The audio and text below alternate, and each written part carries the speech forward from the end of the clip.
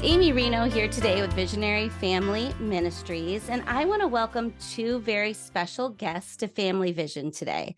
We have Rachel Timothy and Denise Walsh.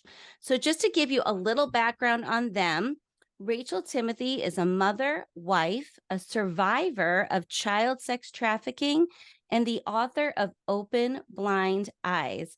I've personally had an opportunity to meet Rachel at a D6 conference a couple years ago, and we started a relationship, and it has been a blessing to get to know her and get to know more of her story.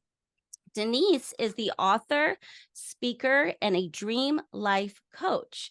And Denise, I've been blessed to meet through Rachel and have done her 90-day U-turn and really have just learned a lot from Denise, learned a lot from both of these special women that I have on our show today. But I'd really like them to take the time to introduce themselves to our audience.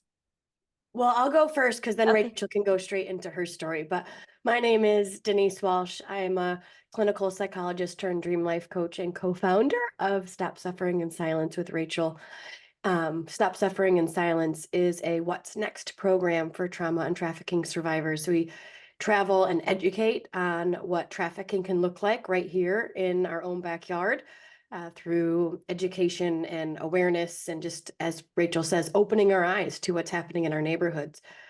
But we also work with survivors on the other side of things and supporting them on the healing journey. So I am a bit sick today, so I will let Rachel have the mic for most of this afternoon. But her story is powerful, not because of what she went through, but for who you see her today. Oh, thanks. Yeah. So Denise brings the clinical psychologist piece to all of this. And then I'm kind of the experience, unfortunately. But then again, fortunately, in the sense that I can relate a lot with the other survivors. And I'm grateful for that. And I'm grateful for the relationships that are formed. But yeah, getting the opportunity to share my story and to be a part of Stop Suffering in Silence has been super healing for me. So I'm beyond grateful for anybody who's willing to listen to my story. Well, and before you start, I just want to say that I did complete your book, Rachel, and I've known you for a couple years. And I remember when you handed me the book, I said something like, well, I look forward to I think I said that phrase, like, I look forward to reading this. And you said, don't look forward to reading it. And that was really accurate. I had to force myself to read your book, but I read it cover to cover. And I feel like your story is so important that I really wanted to have you on here on Family Vision so you could express, obviously it's going to be a briefer version of that, everything that's in the book. But I also just want to tell you before we get started, you're a marvelous writer. And I just want to encourage you in that because there were some very profound things. God has given you a gift to speak clearly in written word. And I was very blessed by that. So please share what you can share with us today, a little bit about your story. Yeah. And I feel like it's important for people to hear because families just like mine, kids just like me, are still being trafficked and people are not seeing it or recognizing it for what it is. So my story started when I was 9 years old. I was a preacher's kid. My dad was the head pastor at a church. I had my dad, my mom, and I had two older brothers. And when I was 9 years old, my dad got a new preaching position at a new church in a new town. And so we were going to be moving. And I remember I was this spunky tomboy, confident, very much a people pleaser, very much a rule follower, but super excited about the move. And the town that we were moving to was very small. In fact, it's a village of about 500 or 600 people. So it had the K through 8 school, it had a high school, it had 2 churches, and that was really it. But one of the things that I was looking forward to at this new town was getting to ride my bike around town like I was big stuff. And so we get to this new town, we get moved in, we're living in the parsonage, if you guys know what that is. And the school is literally right in my backyard. And so I remember going to school. I was starting the 4th grade. I was nervous about making friends, all the normal kid reactions. And I remember it wasn't that long into the school year when me and my class, we were walking to lunch one day, and one of the teachers called me out of line by name. And I looked over and I knew who the teacher was. I knew he was the other fourth grade teacher. I knew he was an elder of the one of the other churches in town. I knew he was the girls' basketball coach for the fifth through eighth grade team at our school. And so immediately, though, when he called my name, I thought, did I do something wrong? Mhm. So I kind of, tiptoed over there meekly, but immediately he greeted me with a big smile. He kind of said my name in this slow, soft voice, and then started to say how excited he was for us to have moved to this new town. Um, I learned that he knew I had two older brothers who played sports. He Mhm. knew that, like, what job my dad had got. He knew what house we moved into. And I remember him even saying to me, "Hey, like, your cousin, I heard she's an amazing basketball player. Are you going to be as good as her?" Well, my love was basketball. Like, that was my heart as a 9-year-old. And him saying that, like, really, I kind of stuck my chest out and I was like, I'm going to be better than her. And, just that conversation alone, simple, like nothing necessarily wrong with it. But looking back, I can see that first interaction was most definitely grooming, with the purpose of later sexually abusing me. Obviously, I didn't know that then. He came across as just a nice person who was happy that I was around. But looking back, I can also see where he had done his homework. He knew so much about me. He even knew what I liked and how to make me feel good and special. He knew my family. And then I also realized he had groomed the community. He had groomed the school. He had groomed all the adults around me to where they believed he was a safe individual as well. So, moving on from there, not that much longer later, I was in my classroom and a knock came at the door, and my teacher answered it. And a little girl was there, and she had a note for my teacher. And basically, it was just asking if I would go and talk with my soon to be coach in his classroom. And I did. And I would do this often. I would sit behind his desk. He would tell me how great I am. He would tell me, that I'm going to be the best basketball player there is. Can't wait till you're in the WNBA. And then he started talking to me about my looks and that I was beautiful. And then he, talking about my body and how can I get stronger for basketball. And he would feel my muscles. And I remember, this was a process. He was definitely getting me comfortable with his words, comfortable with his touch. And I remember the first time that he touched me inappropriately behind his desk, he had been feeling my back muscles. And then his hand went around under my shirt and touched my chest. And I Mhm. remember I jumped and tears immediately filled my eyes. Mhm. And, my coach said, "Whoa, whoa, whoa. You know that was an accident. You know I didn't do that on purpose. Why are you acting like a baby?" And I remember thinking, "Oh, why am I acting like a baby? Of course it was an accident. He's a good guy, he wouldn't mean to do something like that." But that was the beginning of us, having secrets. And he told me if I told anybody about us, that he would lose his wife, he would lose his job and his kid. And all throughout our relationship, I never felt threatened that it was gonna be me that was hurt. I thought it was gonna be him, and I loved him as a 9-year-old could, and I didn't wanna hurt him. I remember that he would play mind games with me. Sometimes he would be all about me, and other times he would want nothing to do with me. He would act like I didn't exist. He wouldn't even look my direction. And so my mind was constantly wondering, am I on good terms or bad terms? What can I do to make him happy again? And these mind games made it to where as a 9-year-old, I was no longer thinking like a normal 9-year-old with carefree thoughts. I'm now worried about how do I keep this grown man happy? And let me Um, let me touch on that a little bit right there, Rachel, Sure. because I think that's such an important piece of this. In You've already used the word your relationship with him, that you had a relationship. I think so much when we think about child trafficking, people assume this is a child who's kidnapped, abducted, pulled away. And they don't have any concept, like you said, and Denise said, of what's happening in our own backyards and our own communities. But this obvious plan that he had before the first meeting even existed, that he was prepared for that. And I really, just how you said, not only grooming you, but grooming the community. And we will get into that more as we have this conversation. But that's such an important element to this, because there's just this natural trust and safety that you're Yes. not only feeling yourself as a 9-year-old. So when you question it, you're going to question yourself, because all the adults around you have decided that this is a very safe and trustworthy person. Exactly. One of the ways that I explain it is, he is a wolf in sheep's clothing, but he will only act like a sheep to everybody else. He will act like a wolf to the kid, but you're not going to see the signs as, wide open as you would think. He's not going to look like this creepy man in the corner staring at children. He's going to seem like a really good guy. And that's the Right. scary part.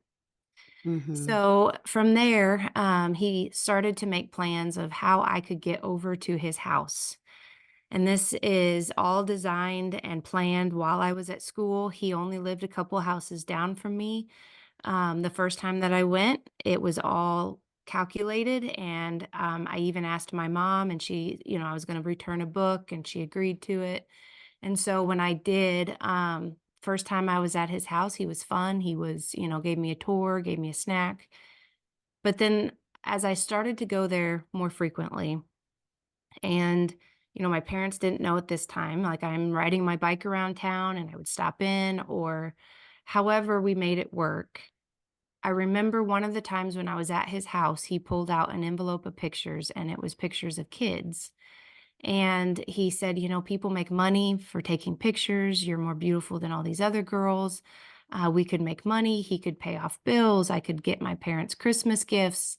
And it seemed like a fun idea.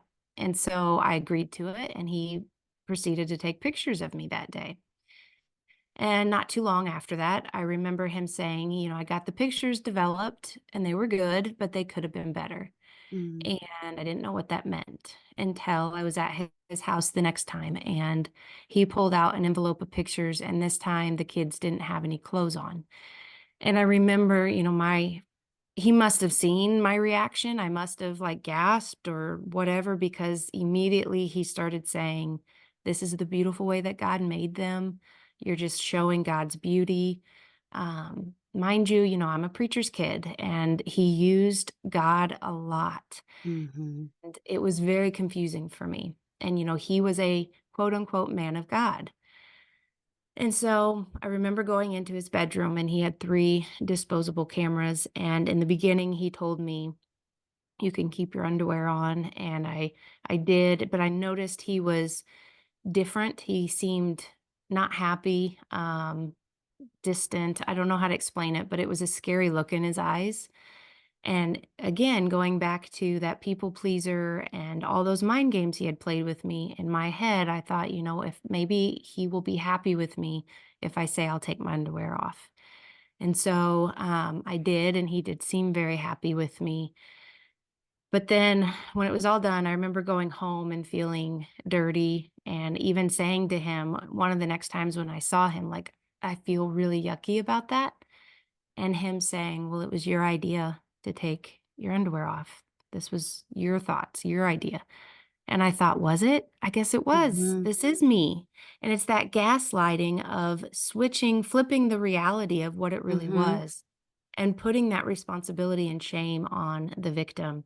And again, being a preacher's kid, not really understanding except that this is a sin, but this is also now my fault, made it even more heavy.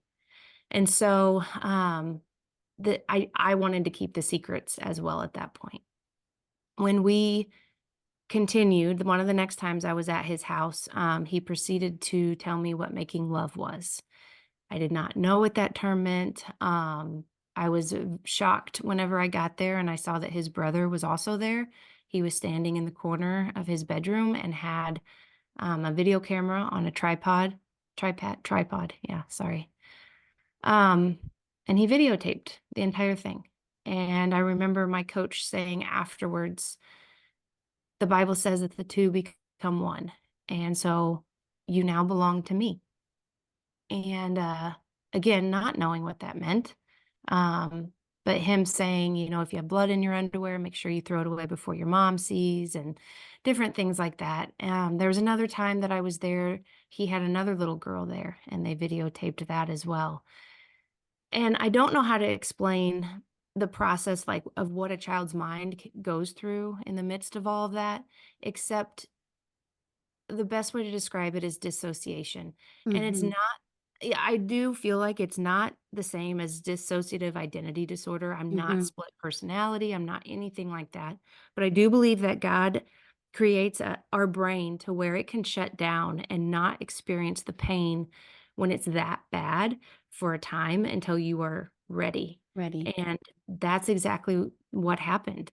When I would think back to the times at his house, it would be blank. I didn't have memory of what went on. Mhm. Uh, and so there was he also at one point brought in another man to his house, and I was told to make love to him.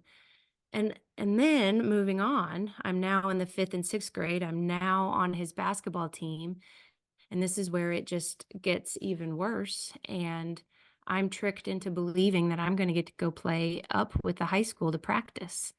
And I was super excited. I thought, this is great. And my coach told me there's going to be a car that drives me over to the high school. And I had my practice jersey stuff on, and I went running. And when I walked out there, there stood his brother. And I basically knew, like, I'm not going to practice. And I would shut down. And the brother was kind of like the mean, ugly, like, I was terrified of him, whereas Mhm. the coach was kinda more, the personality, I guess, that made me feel comfortable and trick me into things. Um, but when the brother said, "You're gonna lay down on the floorboard of the car, and you're not gonna look at to where we're going," I listened. And we didn't drive for very long, but, we got to this little country house, little white house, and I was taken there repeatedly from my 5th and 6th grade year, and was sold in one of the bedrooms. I heard other children in other rooms, different men, and it was it was hell on earth. I mean, it just was. And what I have learned since the process of growing up and trying for justice and all of that, I've had conversations with the FBI, and an abandoned house or an unused house or an RV, or a shed, those are the most common brothels in America, like right out in the open, but nobody has no idea what's going on the inside. Um, I remember by my 6th grade year, like, I was having flashbacks, but I didn't know what a flashback was. I Mhm. thought I was going crazy. Nightmares, bedwetting. I remember hurting so bad in my chest. I started cutting, and I was told that I was cutting because I was seeking attention, preacher's kid seeking attention, which made me feel terrible. Mhm. Uh, by my 7th grade year, I had seen enough of a flashback, like, I would see different men's faces standing over me, and one guy that I remember, I knew his name, and so I told my friends, and my friends did the right thing, and they told the teacher, who told the principal, who called my parents.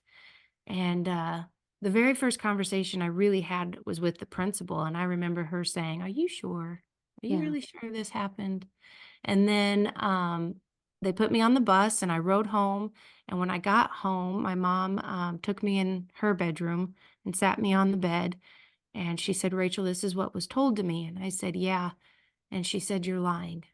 Mm. And I said, "I'm not." And she said, "Yes, you are. You're lying." And I said, "No, Mom, I'm really not." And she said, "Yes, you are." Mm. And Now, why do you think that was her response? Your mom, I know you believe your mom loves you, right? oh, And she absolutely cares for you. So let's stop there for a second. Why do you think that was her initial response?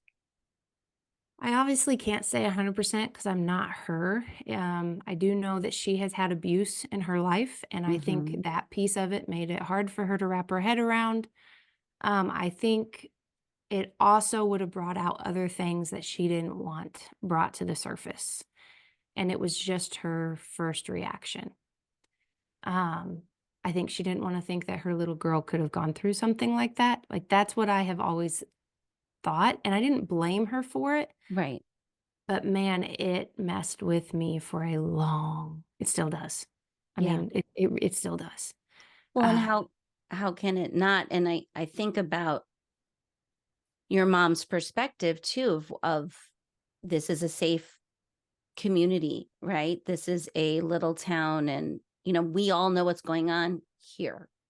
I feel like that's part of that thing that you're facing into of it doesn't seem like these little, you always hear a small town, no one has any secrets. Right? Which is just, like that's sort of like our, as Denise would say, some of our programming in us of how we would view a small town like this. And so I can see in your mom's mind, like, there's no way that that could be, if that was one of the things, I don't know. I was just curious what you, um, how you thought, where that came from, that she thought you were lying.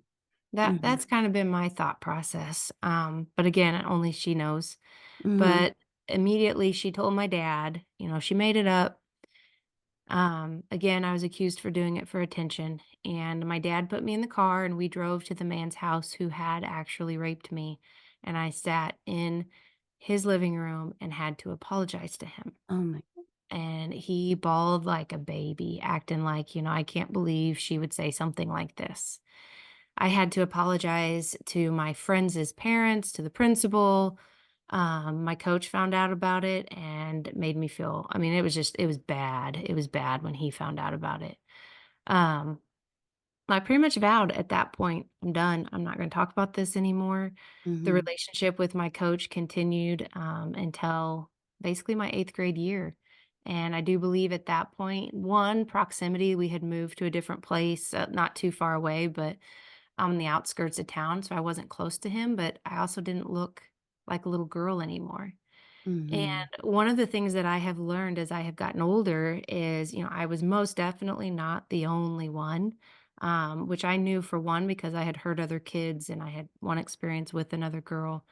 But two, once I did write my book, a lot of others have come forward. And Hmm. one of the things that I think is interesting is there's a lot, I mean, a lot of people where he did the grooming and started the touching, but for whatever reason stopped. And that's a testing period. As much as it's a Hmm. grooming period, it's a testing period, both for the child. How are they going to react to my touch? Are they going to be desensitized to where I can keep going? But it's also a testing period for the parents, I believe. And how much access can I get to this kid? What can I convince this child about their parents? They often want to isolate the victim. But I do find it interesting how many people he groomed and began touching, but then stopped. Mm. But one thing I can't overlook is what you write in your book, that you can't make sense out of evil. I think that's such an important phrase to get out to people understand, because part of the problem of believing victims is that you feel like, oh no, how could that possibly, that really happened in a classroom, that really happened. But the level of planning, the level of, like, what you're talking about, the testing and determining how far uh he can go, and like you said, not just only manipulating the child, but how much can he keep hidden from the family? Is this a safe system that I can invade? You Yeah, know, um, exactly. and again, because if you don't think evil, you're not thinking. People who aren't acquainted with evil, we don't think that way. Right. Right. And, I think it's important to talk about the fact that, a kid is not going to be able to say A to Z, this is what just happened to me. Right. What came forward with in seventh grade probably didn't make sense. There were definitely gaps and things that I couldn't make sense of. But that doesn't mean it's not true. That doesn't mean that there's not truth in it. The way that our brains work and the way that God protects us, it's a blessing, but in a way it's hard too because you can't then because if somebody would have asked me in probably sixth grade, is anybody hurting you? I would have said no. Yeah. I would have said no. Yeah. Well, the reason why we're sharing this story today on Family Vision is there are a lot of kids that are still being hurt. This is a problem that's right in our backyards. And I'm the first one to admit that when I thought about human trafficking back, whether it be 4 years ago now, it felt like more of a problem that was outside my borders, not something that I could have that much of a direct impact on. And that's why I have Rachel and Denise on our show here today, because this is an all hands on deck problem. And it's a family problem, and we're going to talk about that more in the next podcast. But right now, Rachel and Denise, can you just let our audience, there's so much more that you could be sharing, and I know we're just briefly touching on your story, but you please connect with our audience how they can learn more about your ministry? Go ahead, Denise. I'll add, absolutely go to Amazon and get Open Blind Eyes by Rachel Timothy so you can hear more of her story in detail. Stop Sis has a website called stopsuffering.org, and we also have our own podcast where we talk about issues of trauma and trafficking as well as the healing journey. So we're found on Stop Suffering in Silence. It's found on YouTube, Spotify, all the main podcast channels. You're going to hear a lot of hope in this story. I know we've kind of left at a difficult point today with a lot of opening a lot of cans of worms coming out and not closing them for you, but we're going to pick this up next week. As always, if you have any prayer requests, please email them to us at familyvision@podcast@visionaryfam.com. We want to be praying for you. And again, I hope that you connect with Rachel and Denise. So we will continue with them on our next episode of Family Vision.